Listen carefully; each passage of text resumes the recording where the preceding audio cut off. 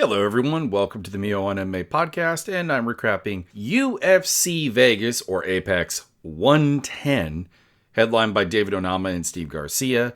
This card was a bit of a crap show, if we're being entirely honest. We had one almost certainly fixed fight. We had one, I would say, bad decision. We'll get to it and talk about the why.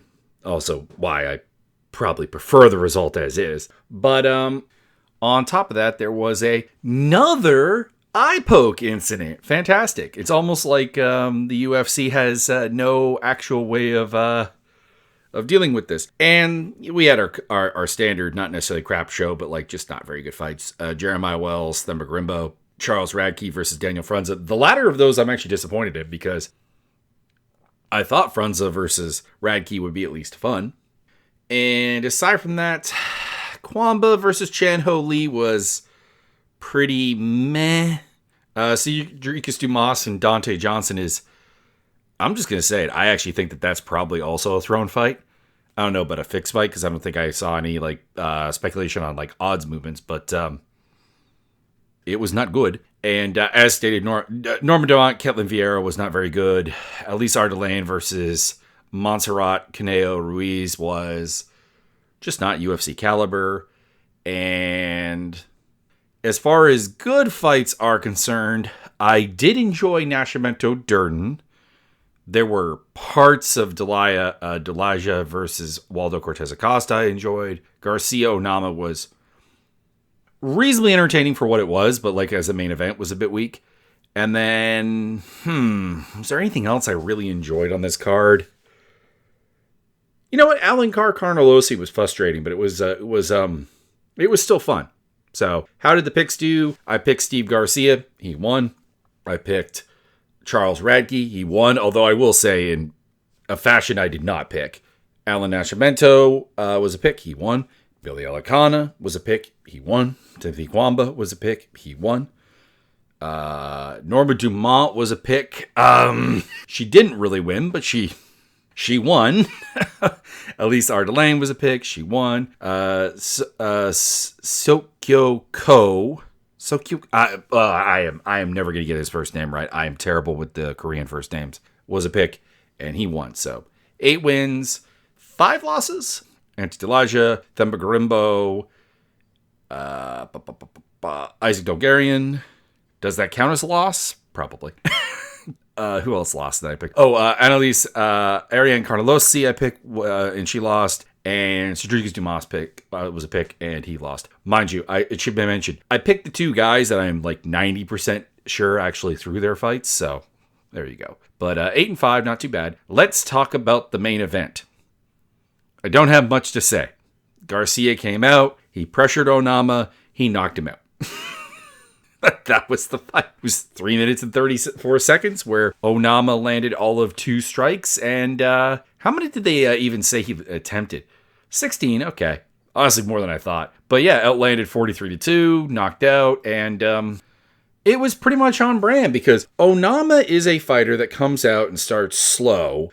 I'm not sure if it's because he's just a slow starter, a cold starter, or if it's the fact that the game plan just is not there. Because to be honest, there's been a couple of fights where he comes out and he looks pretty good, and they're the fights that he doesn't really adapt. So I half a dozen of one, 6 of the other. I don't know. But he had no answer for Garcia moving, just not even doing a particularly good job of pressuring him, just persistently pressuring him, throwing out volume and power. And eventually he knocked his block off. And that's kind of how Steve Garcia wins fights. So it's not an insightful performance. It's how David Onama loses fights, although normally by decision.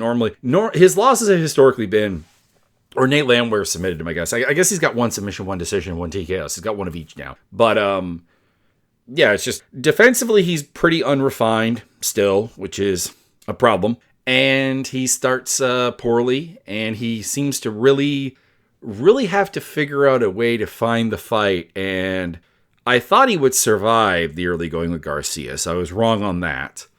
And come up with a good 2nd and 3rd round, and then get knocked out anyways. But it just it happened before then. Like, he didn't survive the initial trouble. Anyways, Garcia called out Max Holloway. Might as well. But no, that fight is not actually an accurate option. Waldo Cortes-Acosta versus Antidelia. This was largely the Waldo Cortes-Acosta fight in a nutshell. Delia got him up against the cage. They did the cage dance. There were some decent work actually from Waldo in the clinch. He managed to manhandle Delia a little bit. Managed to break away, land a couple of like punches or elbows on the break and so on, and did a pretty good job, actually. He looked pretty okay. And then there was the big Rock'em Sock'em robot phase, where apparently Waldo got poked in the eye. I say apparently, but no, he did get poked in the eye. And then he got knocked out. Or TKO'd. And there was some confusion. We're not stopping the fight. We're restarting the fight. And of course, this was bullshit and it should be a no contest because... And it's not because I picked Delia and he lost. Regardless of what happened after this restart, I was not going to be happy. Because in one corner you have a fighter that was still favoring his eye afterwards. And of course, people are going to be like, see, Tom Aspinall should have just fought through it. I'm going to come up with a wild take for you. Hot take. Waldo Cortes-Acosta should have been prevented from fighting by his team, by the officials, and by anyone but him. He should have had to have been fighting to try to get the fight to continue on, and everyone else should have been like, dude, you've been poked in the eye, and you say that you have like 40% vision. How about we don't let you fight on? And in Delia's case, adrenaline dump. You've just finished a guy, and we're restarting. And we've seen this with Jake Matthews recently with the Neil Magny fight, which got restarted and then Matthews lost. And admittedly, we've also seen somebody still win, Kyle Nelson against Matt Frevola. But if you even watch that fight, I think Nelson did adrenaline dump and actually let Frevola, who was still hurt, kind of get back into the fight. So like even that fight where we ended up with the same winner was an example of why this probably should not. This is not actually good for the fighter that gets, in this case, not robbed of a win, because again, it should have been no contest, but gets robbed of, thinks they've won. There you go.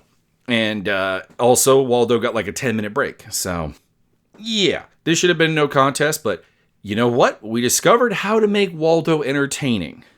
Poke him in the eye, and then he will go and do something, because right after the restart, he knocked pretty quickly Delia out, so... He actually got aggressive, he got mean, he got that fire in him, so... Waldo is a weird case where, like, I can't deny that he's doing some good things, and he's actually improving in some ways, and there are some parts of his game that actually are pretty impressive.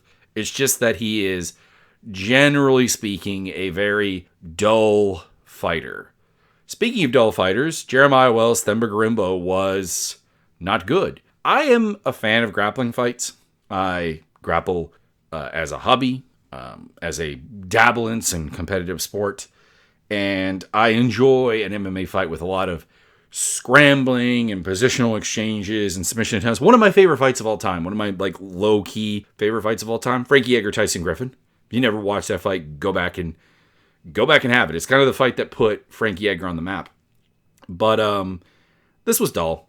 This was whoever Wells was slightly less dull, because when Gorimbo would get on top, Wells was able to attack the neck, get some level of things going. But once Gorimbo was on bottom, he was just stuck there, and that was it. So Jeremiah Wells gets the win. I agree. I thought he won rounds 2 and 3. I thought Gorimbo won the first round, and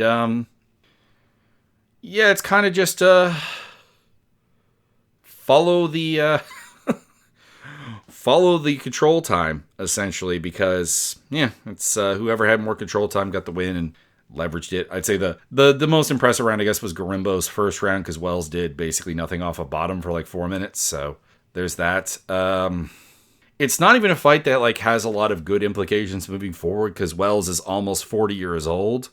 He is at the point of like, I don't want to pick him in any fight coming up, because he might just fall off a cliff.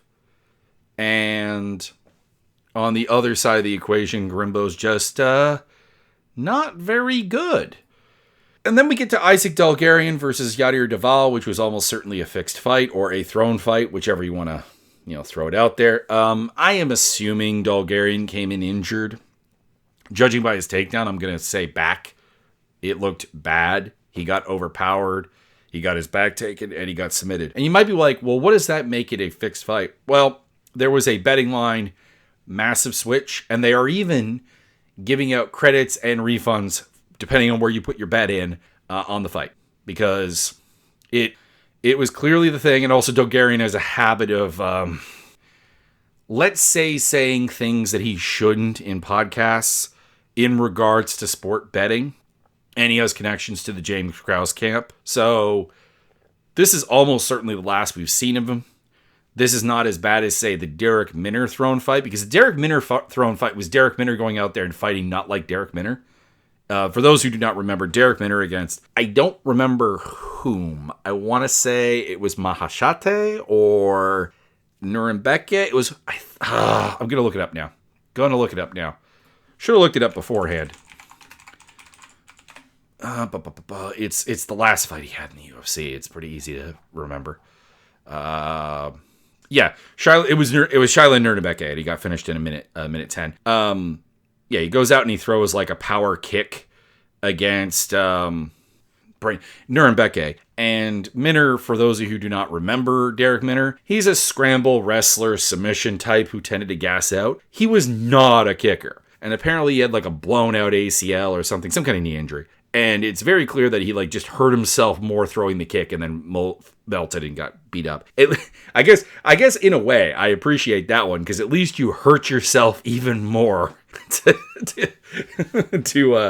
pull this off. But Dogarian just doesn't do anything right defending the rear naked choke. That I might have actually been able to believe, because the more I'm thinking about it, is like, I don't know what Isaac Dogarian's RNC defense is like.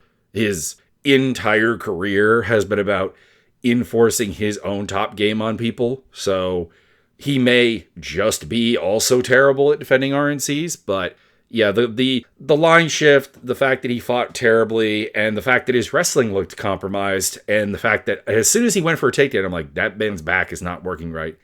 Yeah, it's a blatant fixed fight. We've seen this before. We've seen this a lot lately, because we had what was it? Ankalaev versus Pereira is an example of this, where Ankalaev fights with a broken rib. And the comeback people have is, well, fighters fight injured all the time. Fighters fight with minor injuries, nagging injuries, problematic ones, and they absolutely affect performance. You fight with an MCL sprain, you're going to be a little bit worse. But like, there's a difference between that and fighting with broken ribs, or TJ Dillashaw with an elbow or a shoulder falling out of its socket, or this one where there's clearly a back injury, or the Minner fight where he had a serious knee injury, made it worse, and threw a fight. And the UFC will do nothing about this, because not nothing. I mean, they'll get rid of Dogarian, but like, the thing is, I bring up the Ankalaev Poatan one because they apparently, by all indications, by their own words, were aware Ankalaev was fighting compromised.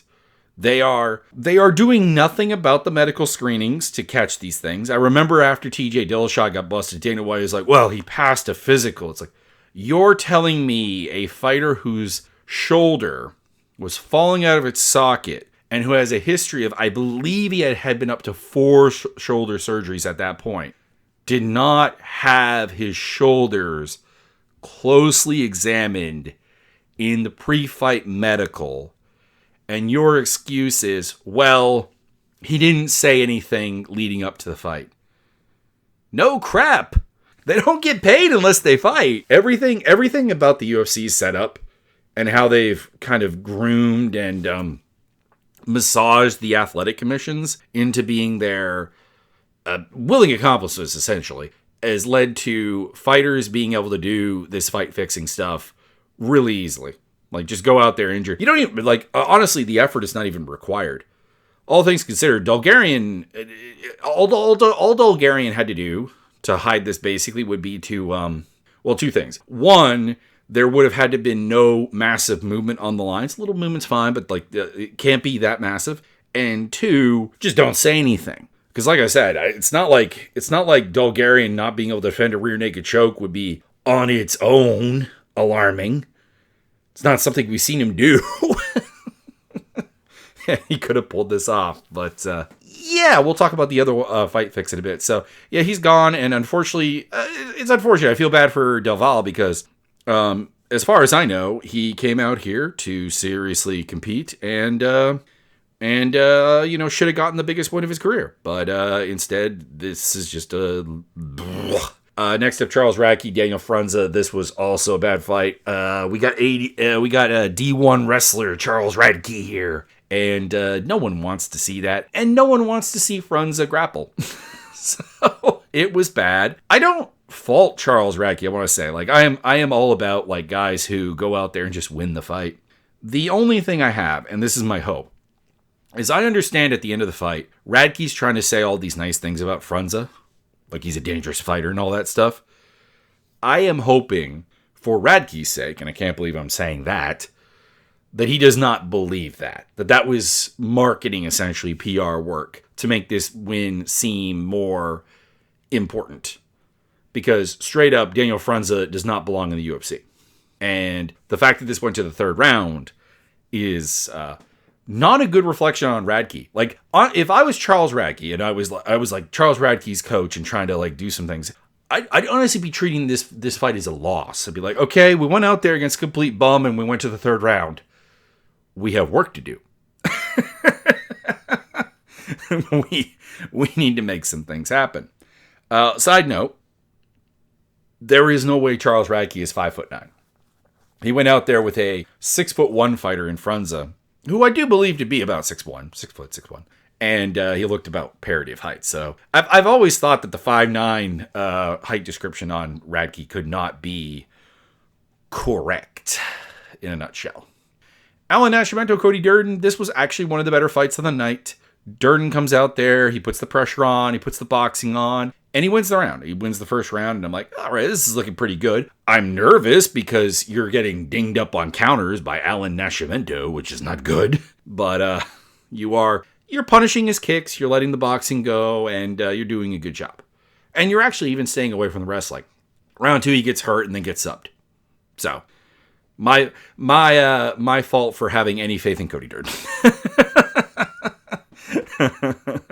any faith whatsoever in Cody Durden is misplaced. Well, no, I shouldn't say that. Durden's going to be fun in his fights. He's going to be aggressive, and it's going to be a fun time. But as far as like good decision making and defensive responsibility, no, that Cody Durden does not do. So that was that fight. It was fun. Go back and watch it if you get a chance. Billy Alacana versus Kevin Christian. Kevin Christian is god-awful, and I knew that coming in.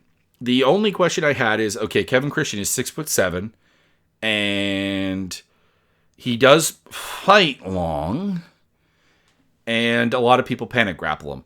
And Billy Alacana is not a fighter I trust a lot. And for a bit there, I was a little worried. Kevin Christian was knotting up his legs with leg kicks and some body kicks, and he does not have good form on his kicks. He does not have good snap. He does not have particularly good speed, but it is very clear that they do actually carry a little bit of power. I'm like, okay, this is not good. Come on, Billy, you've got to close the gap, make this a little bit messy. You got to stop going 1-for-1 on kicks with this kid because seems to be hitting harder than you. And then the first time Alacana really committed to a bull rush, he caught Christian, knocked him down, and ended up taking his back and getting a technical sub because he went to sleep. Referee missing the tap. Not gonna be too harsh on Chris Tognoni. He's out of position. It happens. And to be honest, you don't usually see someone so fully entangled in the rear naked choke as Christian was to have that much issue with the tap. So Tognoni is not a great ref. I'm not going to go to the mat defending him. I just think that it was an understandable misplay in that case. So there you go. Alacana gets the win. Does it mean anything for him? Not really. I will give him credit that at no point did he look panicked by the reach. He was getting kicked hard and still, was considerate. And if anything, was under aggressive. So there is that. And, I don't know, I guess that's mental points for him. Mental toughness, mental stability, I guess. But, yeah, knocking out Kevin Christian doesn't really mean much. Timmy Kwamba and Chan Ho Lee had a fine fight, like I said. Chan Ho Lee won the first round by being a backpack the entire time, and then after that, Kwamba's superior striking, athleticism, and ability to mostly shut down the takedowns kind of took over against Chan Ho Lee and did the thing. Even in the third round, actually, it was actually Kwamba who basically put Lee on his back most of the round. And yeah, I come out of this with the exact same opinions I had coming in. Chan Ho Lee is just not physical enough for the style that he wants to employ. It just doesn't work. The technical ideas are there, the fundamental concepts, some of the technique, not all of it, but some of it is there. He's just not the athlete to really do it. And I don't really know what I would do to fix it. This is bantamweight. Being a subpar athlete at bantamweight is kind of just a death sentence. Unless you have something X factor that opponents have to deal with, and there's just nothing. But as for Kwamba, I wasn't overly impressed. I didn't think he looked any better than he has in some of his wins and losses before. He's got reasonable athletic upside. He's got a good coach behind him, but honestly, they were making a big deal throughout this of man, he's been training with Dewey Cooper since he was 10, and I'm like, it doesn't really show. Commentary had a fun night because Daniel Cormier got to unload on Isaac Dolgarian's questionable submission defense, and they also got to do some. They also got to clown on Cedricus Dumas a bit, and we also have my favorite thing about commentary lately, which is, all right, guys, we can reference the fact that these guys have success outside of the UFC. This comes up with Delia. But we can't actually say the promotion. And it makes a little bit of sense with Delia because it's PFL. But we've also said that with the KSW guys where they just go, he's had a lot of success in Poland. And they're trying to use that as a hype point. It's like, if people don't know what KSW is, this means nothing to them.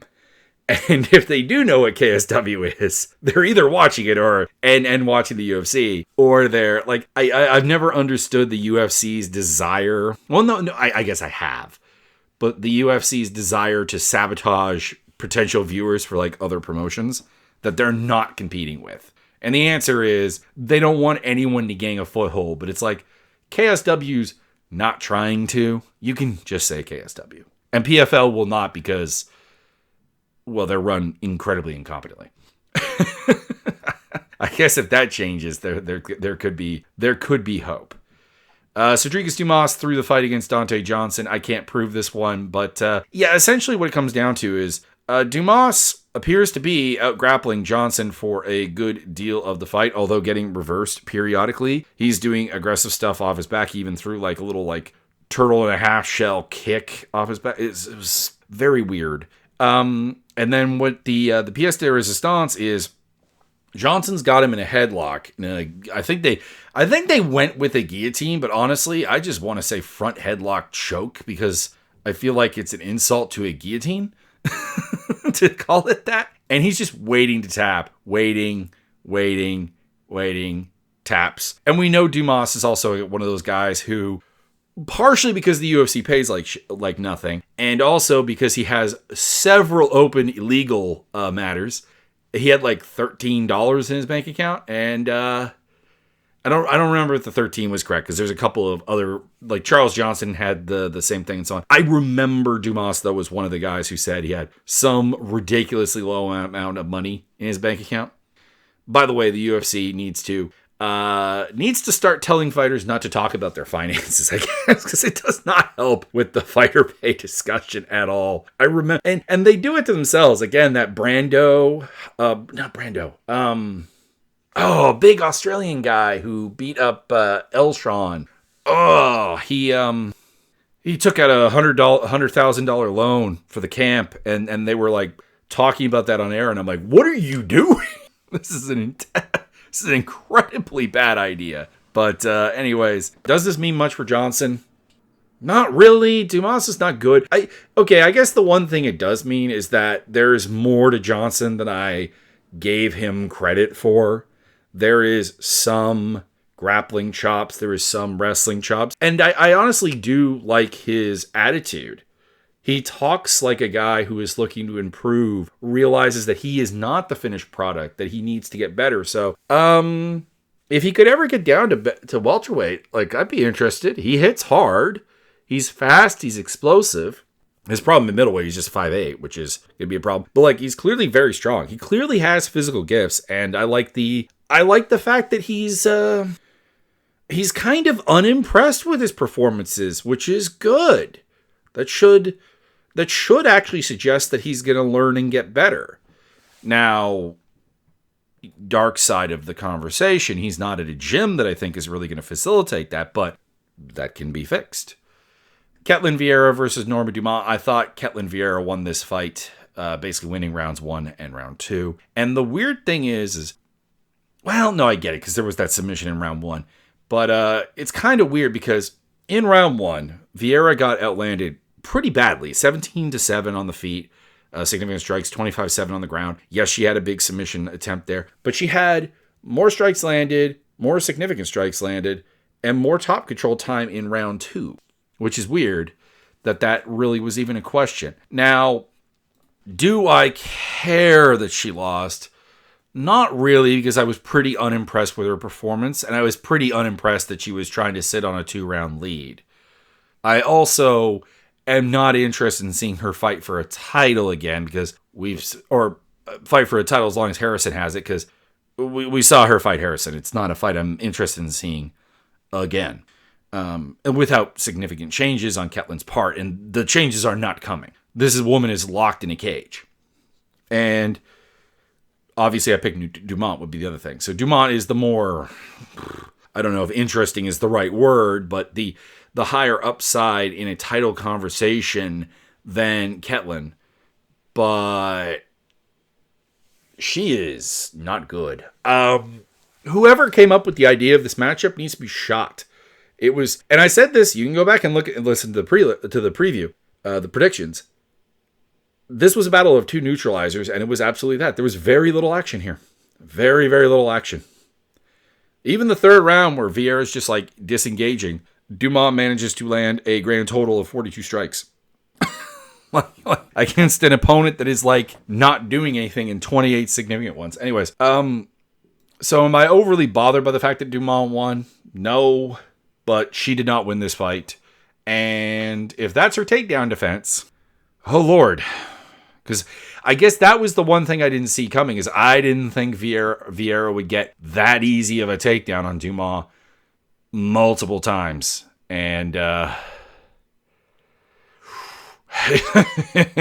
it's not good. Elise Ardeline just basically beat up Montserrat Caneo. I gave Caneo the first round, and people were giving me some flack for it. Listen, in terms of strikes landed, she was outlanded by 8 strikes in the first round, and I thought she landed the far better strikes. Now, in rounds 2 and 3, Ardelion landed even more strikes. She opened up the gap. She landed 58 and 52 respectively, and also was landing harder and beating up Caneo. So, like, I'm not arguing Caneo won. I just do think she won the first round. And Adelaide Bird, Derek Cleary, and Ron McCarthy thought differently. But I've said it before. If Adelaide Bird scores the fight the same as me, I second guess my score. There you go. Anyways, is Ardeline actually going to achieve much? No, but I do appreciate that she's focusing on fighting and actually becoming better. She's basically an Instagram model who has fallen into becoming a UFC fighter. So I assume it's Instagram anyways. It's something. I don't pay attention to that stuff. I just know that she basically got hired with a record that in no way suggested she should be in the UFC to fight. Let's see here. What is her record now? Yeah, she's 11-7. So they hired her at 9-5, and someone got horny looking at her, and I guarantee you that's why she got signed. And this is not an anti-women's MMA thing. This is specific to her. But yeah, no, I appreciate that she's taken her obvious, like, reasonably good physical gifts and is actually trying to make it happen, make a career happen. I don't think it's gonna work. I think she's too old. But you know what? It's gotten to the point where, like, I don't mind seeing her on a card. She's beaten Montserrat Ruiz, who is not a good fighter, but is not a terrible fighter. She beat Rayan dos Santos, who I actually think is a reasonably good fighter if given her own weight class. And her fights with Shanna Bannon and Melissa Martinez were actually fairly competitive. If I recall correctly, I think there were some people that scored the Bannon fight for her, and I disagree, but I don't disagree vociferously.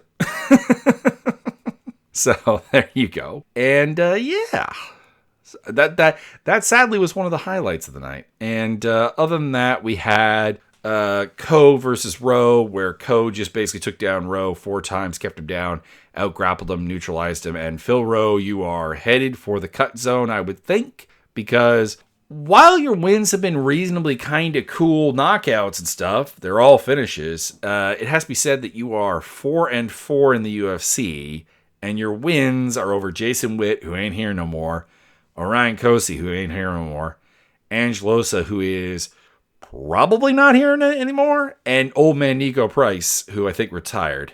I hope retired. Please retire. And otherwise, it's getting your butt kicked by Neil Magny. Well, not butt kicked by Neil Magny. It was a split decision, and there's no such thing as really getting your butt kicked by Neil Magny. But yeah, getting dominated here, and also getting beaten up by Jake Matthews and Gabe Green. So you're tough. You've got the physical size, but you've got to do something to actually develop a game that doesn't involve hit the other guy hard when he starts freaking out, and go from there. Toledo Alencar was very impressive. I thought Ariane Carnelossi would just kind of outmuscle her, and there were points where that happened, but at the same time, she gets a submission at the end of the day, and yeah, her grappling is very, very top-notch, and I think she's working on strength and conditioning. She looked noticeably bigger, which is going to help. And she's becoming a more comfortable and willing striker, but it's still very, very one-and-done strikes. I do come out of this fight thinking that if Ariane Carnelossi had better game planning and a better fight IQ, she would actually have been able to win this fight. Like, Ariane's problem was admittedly something I was worried about when picking her. It was that she doesn't isolate her game. She doesn't stop doing anything. And that meant that she was engaging in the clinch with Alencar and giving Alencar her fight a lot. And I picked her thinking that Alencar just wouldn't have the horsepower to take her down. But this is women's MMA. And ye old head and arm throw does work. Just ask Daniel Cormier. Anyways, do I think this is fixing anything for Alencar? No, but I appreciate her getting better. And for Carnelossi, I don't know what you do with her, because obviously she has the physical talents to be a force in this division, and I really want her to be. And she's not particularly old, but she's also not young. And it's very clear that there is a broken element to her decision-making tree, her approach to the fight, and I don't know how that would be fixed. What do we got coming up next week here for the UFC? You would think I would have the card up, but I don't. Tabology, tell me what you got. Oh God, Randy Brown versus Gabriel Bonfim is the main event. Listen, perfectly fun fight, but give me something of substance on these cards. Anyways, Bonfim versus Randy Brown. It's a good fight. It's a fun fight. Matt Schnell versus Joseph Morales. A fun fight again. Flyweights are always pretty much fun. Muslim Salikov versus Urosh Medic. Fine. I think Salakov's going to feast on another soul again. Ismail Bonfim versus Chris Padilla. That's fine. Ricky Simon versus Ronnie Barcelos. Why is that not higher up? And if I may, I have one rant about card positioning after this. Marco Tulio versus Christian Leroy Duncan. Not terrible. Jamal Emmers versus Hyder Emil. That's fun. Adrian Yanez, Christian Quinones. That's fun. Myro Bueno Silva versus Jacqueline Cavalcanti. Ooh, there is a really crappy version of that fight. And Josh Hockett versus Max Jimenez. I don't know Jimenez. Is he any good? Is he actually a heavyweight prospect? 32, 6'1", no height or reach listed. Does look like a big guy. Maryland Ground Control Academy. Okay, I'm familiar with their work. They have Tucker Lutz previously in the UFC, who was not bad.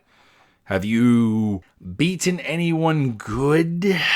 It does not look like it. Okay. So this guy's been a can crusher / a fixture on the American grappling scene. Does have some wins. Has some success at 80cc as well. So presumably a grappling convert that I'm just not remembering. I don't know. That might be something. I also would love for Josh Hockett to lose because he is really dumb. The Incredible Hawk gimmick is I'm not here for it. I am not here for professional wrestling gimmicks applied to MMA that are just bad. I'm sorry. I'm not here for it. Tisha Pennington versus DC Gomes. That's fine. Miles Johns, Daniel Marcos. Put that higher on the card for the love of God. Robert Valentine versus Jackson McVeigh. Not really interested. I'm going to go with better than the card we just had, though. So that's good. So I'm going to finish this off. Final note on card placement. So there's been a conversation online in certain circles about why wasn't Norma Dumont, Ketlin Vieira, which was a legitimate contenders fight, on the main card here. Why was it buried on the prelims? And the counter argument people have is, well, it's a bad fight, and we don't care about women's MMA. And I will co-sign the first part. It's a bad fight, but and if you feel that way about the latter, cool, fine, whatever. But were you really feeling an emotional attachment and excitement to Themba Grimbo, Jeremiah Wells? Were you feeling an emotional attachment and excitement for Charles Radke versus Daniel Frunza? Like, this is the problem. If you give me a lame contender fight and say, we could put this on the main card, or we can give you Matt Frivola, Kyle Nelson, a pretty much certified banger, I'd have questions. But like, this fight was put on the undercard to make room for equally as boring fights with no meaning. So, I mean, I don't think this is a hot take, but boring fight with no meaning loses to boring fight with meaning. Anyways, women's bantamweight is kind of a dead zone. We only really keep it around for Kayla Harrison, basically. We only made it for Ronda Rousey. We only kept it going for Mendes, and it only exists now for Kayla Harrison. Anyways, that's the recap. Hope you enjoyed. See you next time. Check out the links down below for video game stuff, social media. And honestly, I kind of feel like I want to start pimping out the Evolution Racing Academy stuff. It's not my project, but like, they have me doing commentary with my buddy Byron, and I'm gonna say it. I think we do good work. So if you want to search Evolution Racing Academy over on YouTube, feel free. We did a race today that was really, really good. Wet weather ACC race, Assetto Corsa Competizione at the Red Bull Ring. So that was very fun. Anyways, that's my final thing to pimp out. I hope you have a lovely day, a lovely November, and coast into the new year on a high.